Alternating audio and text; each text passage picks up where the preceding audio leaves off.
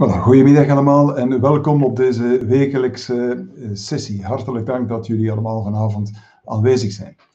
Bienvenue à tous, bonsoir, merci de votre fidélité. Comme d'habitude, nous commençons par les chiffres Corona. Alors, je vais partager mon écran. Voilà.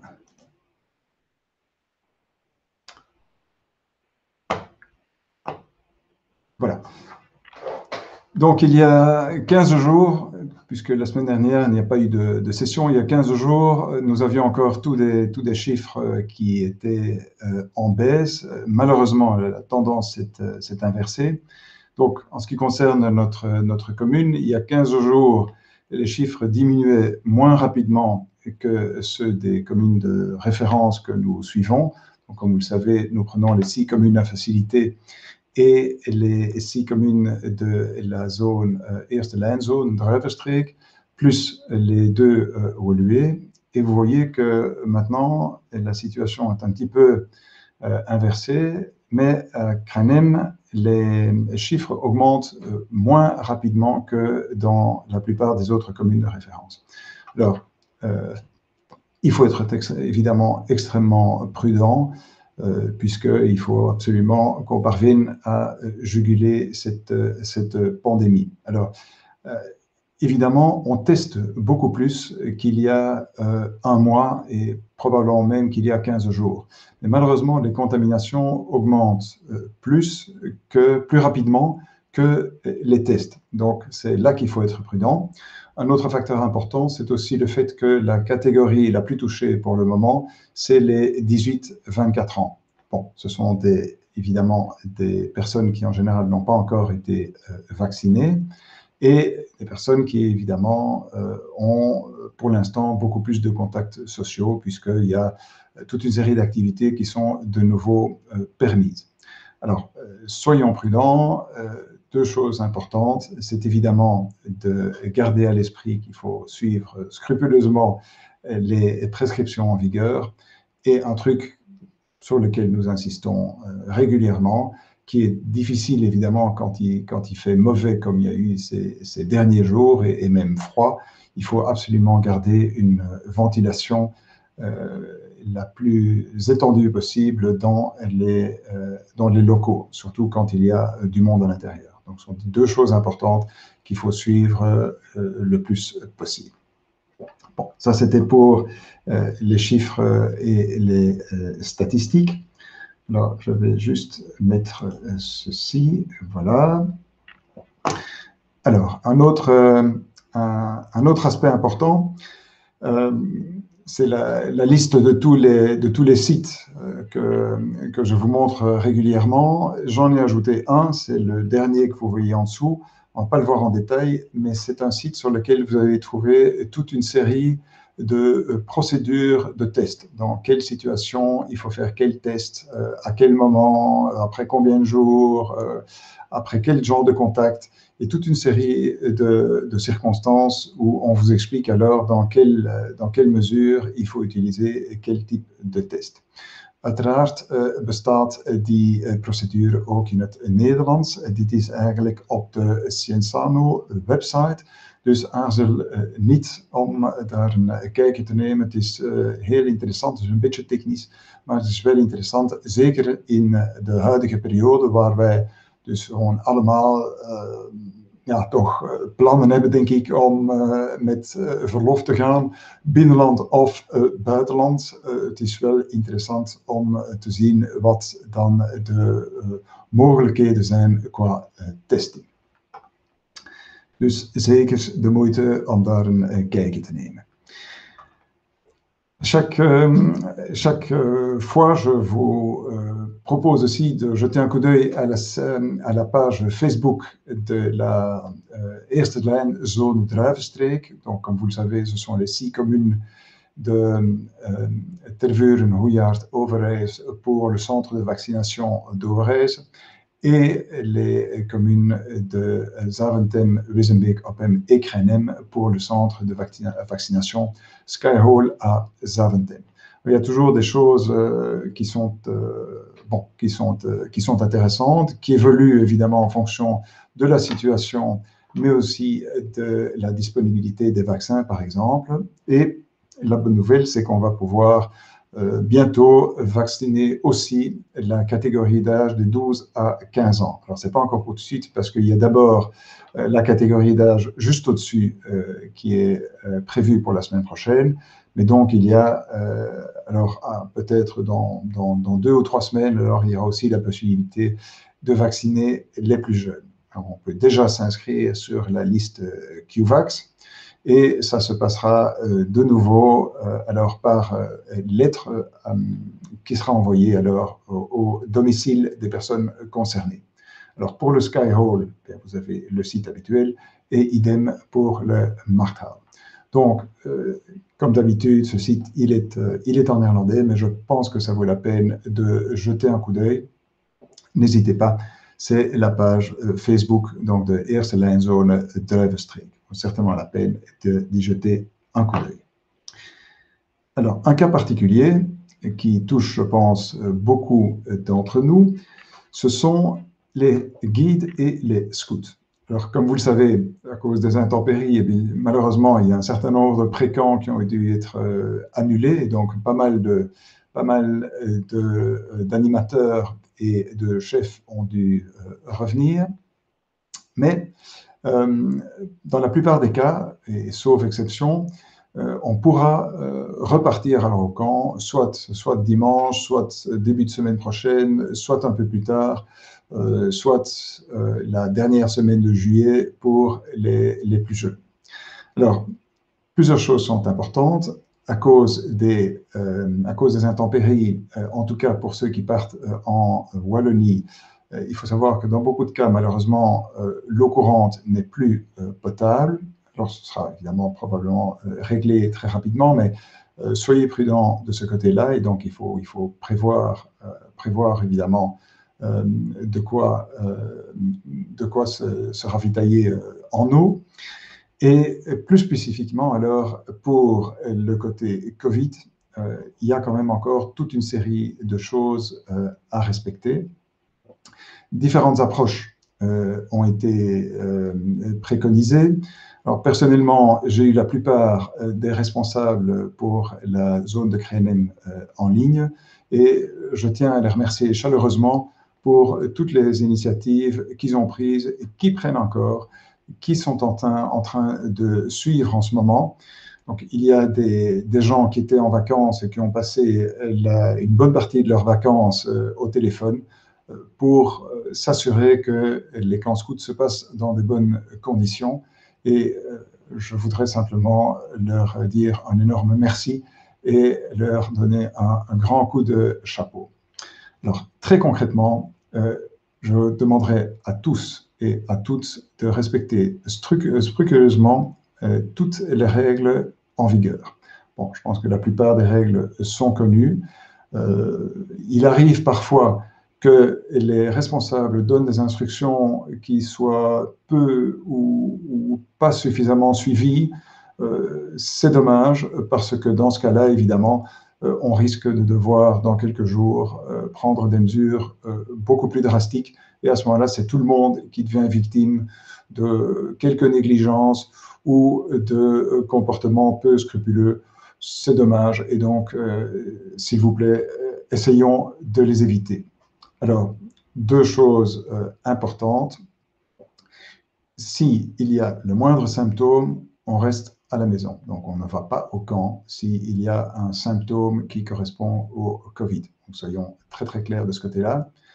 L'autre chose à tenir à l'œil, c'est le respect très strict des protocoles en vigueur. Donc, je donne simplement sur cette page deux exemples. Je vais peut-être mettre ceci aussi. Voilà. Donc, vous voyez, je vais peut-être enlever aussi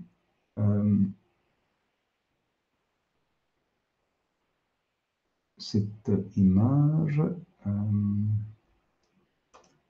Comme ceci. Ce sera mieux. Voilà. Comme ça, vous voyez donc ces deux sites. un pour les néerlandophones, l'autre pour les francophones. Donc, n'hésitez pas à y jeter un coup d'œil. Les responsables sont conscients, évidemment, de toutes les mesures à prendre. S'il vous plaît, écoutez scrupuleusement les instructions et respectez ces instructions. C'est très important pour que les camps puissent se dérouler dans les meilleures conditions. Alors, je vais reprendre alors l'autre format. En tout cas, je profite aussi de l'occasion pour souhaiter à tous ceux et toutes celles qui auront la chance de partir ces prochains jours, ces prochaines semaines, de passer un excellent camp. Alors, non seulement sans Covid, mais alors avec des conditions atmosphériques qui seront quand même plus sympas que celles que nous avons connues ces derniers jours. Alors, vous avez tous suivi les images probablement que nous avons vues sur les différents médias, soit dans la presse. C'est essentiellement la région au sud du pays qui a été touchée.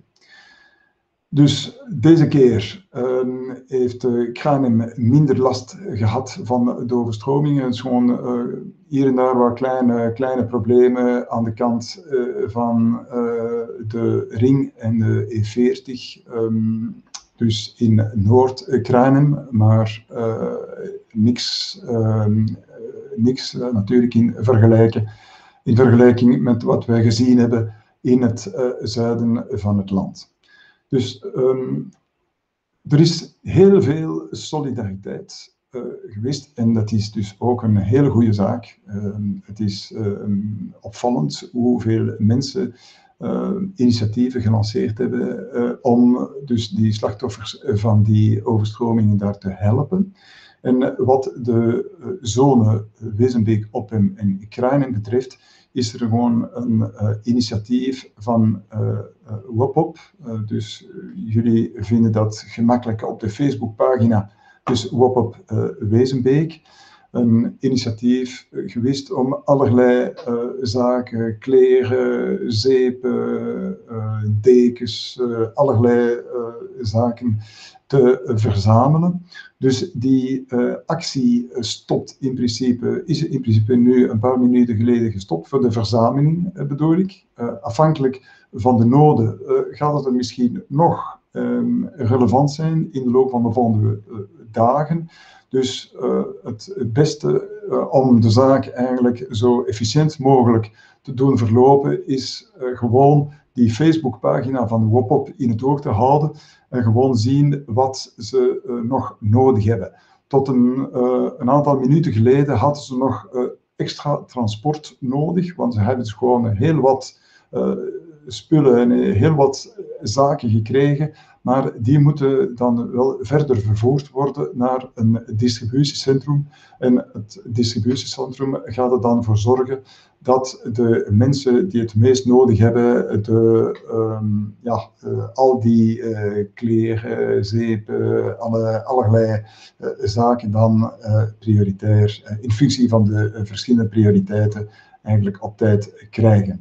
Dus de meest efficiënte manier om te helpen op dit moment is gewoon kijken naar die Facebookpagina van WOPOP Wezenbeek en zien wat er nog eventueel kan gedaan worden. Ik maak uiteraard gebruik van de gelegenheid om die mensen van WOPOP Wezenbeek van harte te danken voor het initiatief. Het is schoon om te zien hoe dat die solidariteit zich op die manier en vrij snel zich kan organiseren. Dus hartelijk dank. En hopelijk vinden we nog dus een transport of een vervoermiddel om de nodige spullen eigenlijk naar het distributiecentrum te vervoeren. Dus hartelijk dank bij voorbaat en nogmaals dank aan de mensen van WOPOP Wezenbeek. Een ander punt, en dat is al een paar keer aangekaart, maar ik denk dat wij dat nu nog eens gaan doen, want dat is Dat is al een paar keer aangekaart, maar het is dus wel de laatste week om te reageren. Vous savez tous qu'il y a pour l'instant une enquête publique qui se déroule au sujet des travaux prévus le long du Ring. Il y a toute une série de réactions possibles. Il y a plusieurs flyers qui ont été distribués dans la commune de Krenem. Alors, s'il vous plaît, profitez-en. Alors, n'hésitez pas à réagir en utilisant alors le site qui est prévu par Werkelandering, à réagir de façon à ce que votre voix soit entendue. Comme vous le savez, notre commune a déjà réagi en 2019. Cette réaction a été confirmée au conseil communal du 29 juin 2021 et il va y avoir évidemment une réaction officielle de la commune. Mais cela n'empêche que chacun peut réagir et donc n'hésitez pas à le faire si vous avez quelques moments pour l'envisager. Cette enquête court jusqu'au 23 juillet. Donc, il reste une semaine, en fait, pour le faire. Donc, si vous pouvez, n'hésitez pas à le faire. Je vois toute une série de réactions pour les inondations. Je vais, si vous le permettez, je vais y revenir pendant les questions-réponses. Et merci en tout cas à tous ceux qui ont réagi, Olivier, Damien. Donc, j'y reviens dans quelques minutes. Mais avant ça, si vous le permettez, juste un mot sur la brochure que nous venons de recevoir de la zone de police Wokra. Donc, bon, comme d'habitude, c'est très intéressant. Il y a toute une série de choses. Entre autres l'impact du Covid-19, comment marche la logistique et la finance au niveau de la zone Wokra, les thèmes, certains thèmes comme la mobilité et d'autres thèmes spécifiques pour ce mois-ci, entre autres Child Focus, mais aussi une enquête très importante qui est le moniteur de sécurité, dus de veiligheidsmonitor. Donc, c'est une enquête qui ne va pas être remplie par tout le monde. Il va y avoir, en fonction de certains critères, il s'agit en fait de 1400 personnes pour la zone Wokra qui vont recevoir une demande de remplir cette enquête, qui pourra être faite alors soit manuellement, soit par Internet.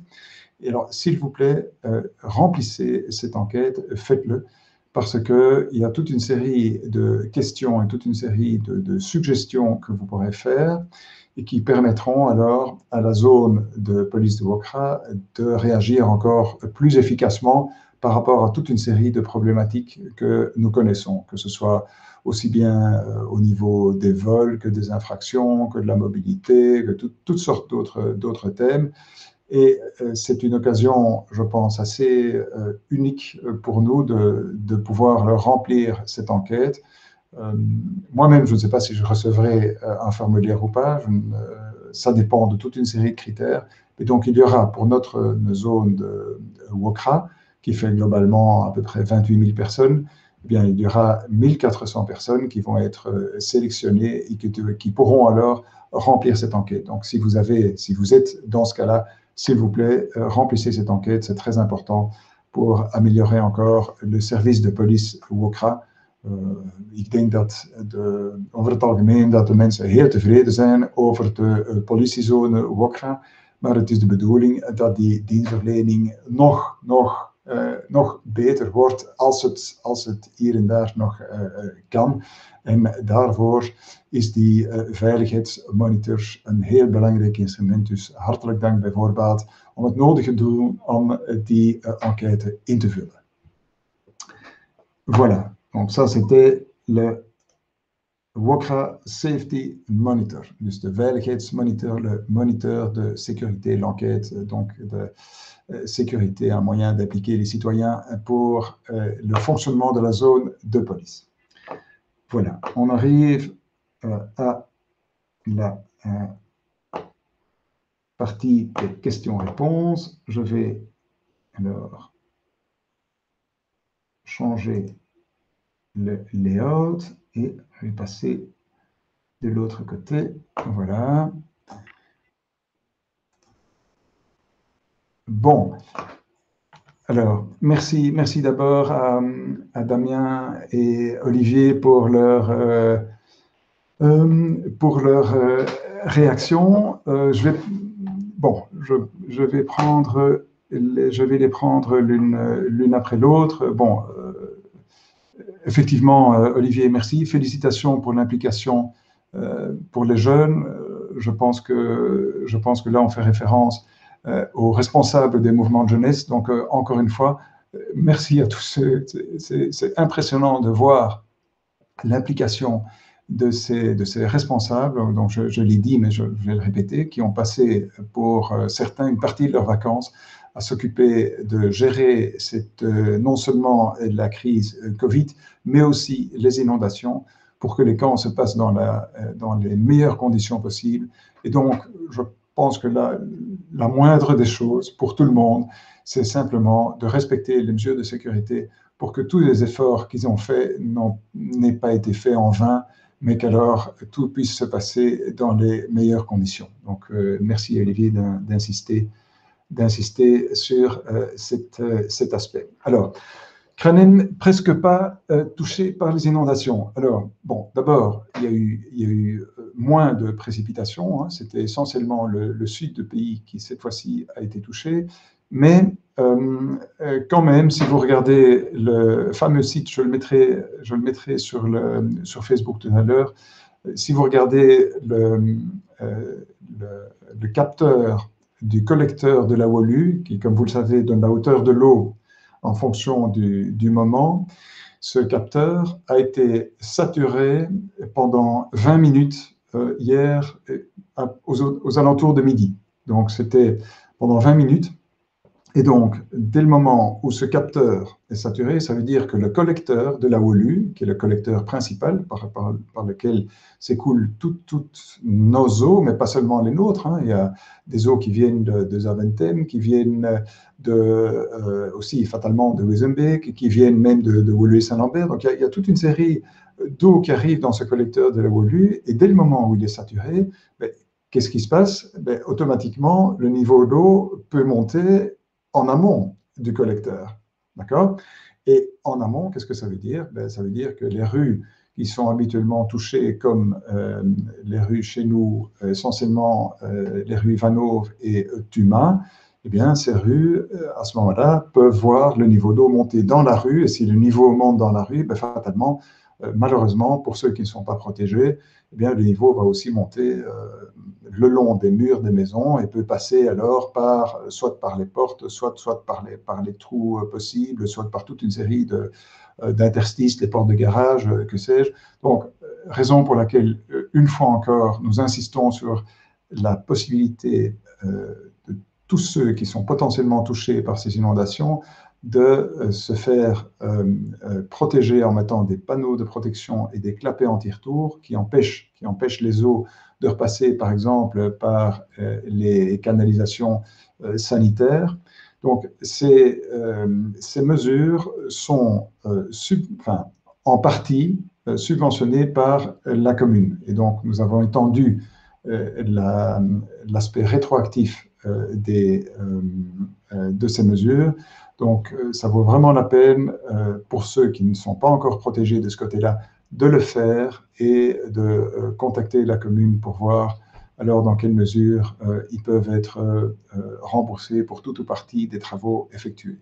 Ça vaut vraiment la peine de le faire puisque à court terme, c'est la seule chose qu'on peut faire. Donc, c'est ça, ou évidemment les sacs de sable et d'autres mesures.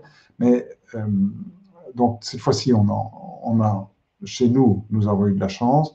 Mais donc, il faut absolument que tous ceux qui n'ont pas encore de protection le fassent, puisque si on avait eu les précipitations qui ont eu lieu dans le sud du pays, si on les avait eu chez nous, à tous les coups, évidemment, on aurait eu aussi des inondations non négligeables dans la partie Cranem Nord. Donc, c'est très important. Mais je partagerai, après la session, je partagerai alors le profil du collecteur. Comme ça, vous verrez qu'effectivement, on n'a pas eu... on l'a échappé belle cette fois-ci, mais si la saturation du collecteur avait duré 10 minutes ou un quart d'heure de plus, à ce moment-là, l'eau commençait à monter dans les rues et nous aurions eu alors aussi des inondations que malheureusement dans le passé nous avons connues. Alors, oui, un commentaire tout à fait justifié. Merci Olivier pour le CPS de Cranem. Bon, il faut savoir qu'il y a eu énormément d'initiatives qui se sont organisées sur Facebook, par toute une série de plateformes. Il y a eu des initiatives dans la presse, il y a eu toutes sortes de choses qui sont organisées.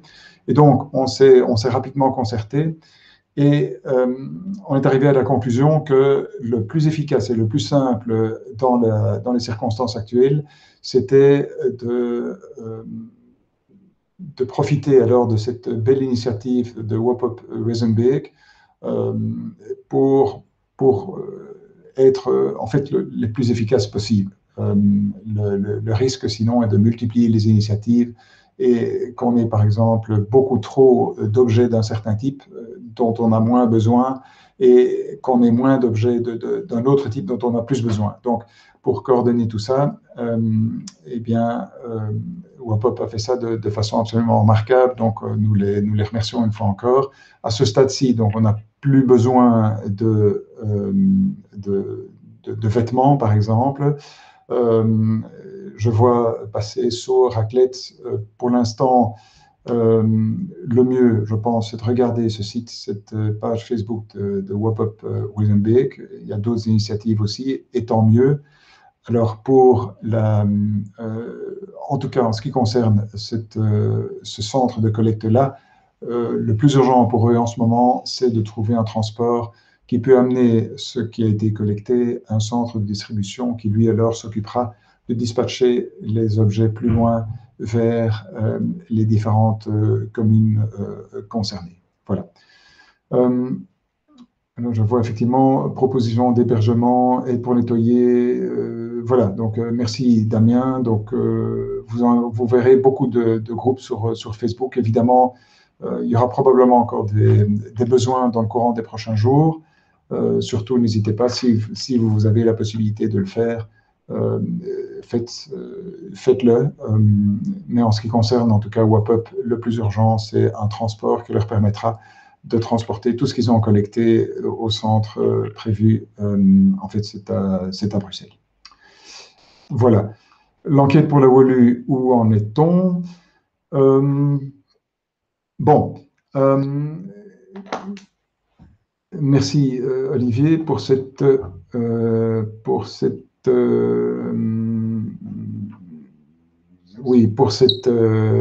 question. Bon, donc comme je l'ai mentionné, le mieux c'est de réagir individuellement, puisqu'il y a des initiatives qui proposent de réagir collectivement. Bon, tout ça c'est parfait, mais il n'y a aucune garantie que ça soit pris en compte. Donc le mieux, c'est un petit peu plus long, c'est un petit peu plus fastidieux, mais probablement le plus efficace, c'est de réagir individuellement par rapport alors à ce que Werkenhandling propose eux-mêmes, c'est-à-dire de donner alors votre avis sur la coupure ou non de ce fameux boulevard de la Wolu. Donc, comme vous le savez, la commune, dans les conditions actuelles, est contre cette coupure. Elle l'a déjà dit en mai 2019, elle l'a redit en juin 2021. La réaction officielle de la commune va évidemment être envoyée à Werkenhandling également. Et comme vous le savez, il y a aussi une réaction conjointe des communes avoisinantes avec l'UCL pour manifester alors notre opposition à cette coupure dans les circonstances actuelles. Je vois aussi que la brochure WOCRA que je vous ai montrée, apparemment, elle n'est pas encore arrivée chez tout le monde. Bon, mais quand vous l'aurez, Ce qui est important, si vous êtes sélectionné, donc si vous êtes dans les 1400 personnes de la zone Wokra à avoir reçu une invitation à remplir cette enquête, s'il vous plaît, faites-le, parce que ça permettra à la zone Wokra d'améliorer alors son service, ce qui est évidemment au bénéfice de tout le monde. Il y a également, voilà, effectivement, merci Olivier de le rappeler, le 21 juillet, comme vous le savez, il n'y a pas malheureusement de garden party dans le parc Jourdain, même si évidemment on avait espéré jusqu'au dernier moment qu'on pourrait le faire. Je pense que les chiffres de contamination Corona, je vous ai montré en début de cette petite session, bah, vous voyez que malheureusement, c'est pas le moment. Et donc, on a été obligé d'annuler cette garden party. Mais par contre, il y a un Te-Deum. Donc, Te-Deum, c'est ceux qui sont intéressés par cette petite cérémonie, ce sera alors le 21 juillet à l'église Saint-Pancrace à 10h30. Mais là, toujours, évidemment, en respectant les mesures de sécurité. Donc, il y aura la ventilation, la distanciation, les masques, évidemment. Donc, tout ça, c'est très important. Voilà. Donc, oui, merci. Merci de rappeler, Olivier, que pour réagir de façon efficace, pour le boulevard de la Haut-Lieu, donc je répète une fois encore, c'est une réaction individuelle, un tout petit peu plus fastidieuse. Les réactions globales avec des listes de mails et tout ça, il n'y a malheureusement aucune indication qu'elles seront prises en compte. Donc, soyez prudents de ce côté-là et passez plutôt du temps à réagir de façon individuelle. Ce sera plus efficace. Alors, soyons pragmatiques. Et ça prend un tout petit peu plus de temps, mais ce sera beaucoup plus efficace. Et probablement aussi plus en ligne avec ce qu'on attend de nous pour cette enquête. Merci Marianne. Effectivement, ça fait 2 fois ce mois-ci qu'on frôle l'inondation. On y est échappé par 2 fois. Donc voilà, pour l'instant, la seule chose que je peux dire, c'est que comme vous le savez, nous faisons ce que nous pouvons pour les travaux d'infrastructure. Ça ne se fait pas du jour au lendemain. Les budgets prévus sont confirmés dans le plan pluriannuel. Donc, ce coup-ci, ça y est, dans la modification du budget pour le plan pluriannuel 2020-2025, c'est prévu. Donc, je ne dis évidemment pas que ça va tout solutionner, mais probablement, ça contribuera certainement en partie à améliorer la situation. Malheureusement, ce n'est pas pour tout de suite. Et donc, à court terme, la seule chose qu'on peut faire, c'est se protéger en mettant les panneaux de protection, en regardant ce fameux site du collecteur de la Haut-Lieu et voir si le niveau d'eau monte de façon rapide sur ce site.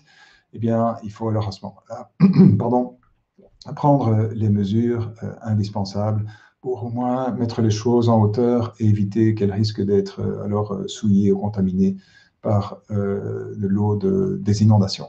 Bon, c'est malheureusement pour l'instant la seule chose qu'on peut faire. Donc ceux qui n'ont pas encore de protection, s'il vous plaît, envisagez-le. La commune fait ce qu'elle peut pour aider, contribuer financièrement. Donc s'il vous plaît, faites-le, ça vaut vraiment la peine. Je vais, si je peux,